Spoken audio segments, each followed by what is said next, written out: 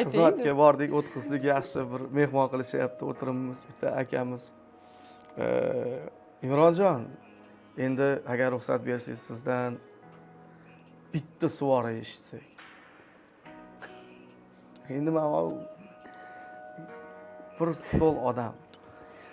Suvorani men o'zi asli nimaligini bilib olishim kerak-da, endi shunaqa holatda turibman. Bilaman. Xorazm anaqasi, lekin endi nima deyishni bilmayman. Endi ijro qilib bera olmayman suvora %100. Men qanaqa qilmaganman, o'rganmaganman suvora bilmayman.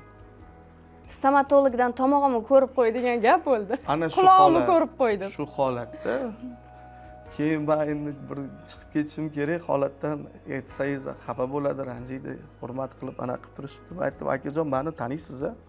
Albatta taniymiz. Kimman? Imronman. Qayerdan ko'rgansiz meni? Qayerdan tanigansiz? Efirlardan ko'rganmiz endi shu. Qaysi qo'shig'imni bilasiz? Qaysi qo'shig'im bilan taniysiz? O'sha yomon qizni, o'sha yomon qizni yaxshi ko'ramiz biz shunaqa.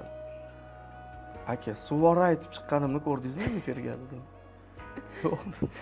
Nimaga so'rayapsiz vallah savol?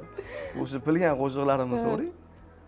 Men nima qanaqa tanib chaqirdingiz? O'sha o'zimning qo'shiqlarim. Lekin shukr biror marta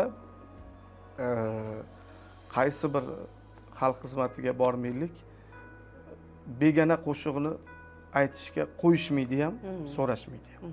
Faqat shu o'zimizning qo'shiqlarimizni so'rashadi. Bir marta bitta qo'shiq ijro qildik. Xalq qo'shig'idan. O'shanga ham yugurib kelishdi-da. Yo'q, sizni o'zingizni qo'shig'ingiz uchun chaqirganmiz. Iltimos, o'zingizni qo'shiqlaringizni ayting. Boshqa qo'shiqlar uchun alohida biza san'atkor aytganmiz. Anaqa qilamiz deb. Bir tomondan quvontiradi. Bu yaxshi.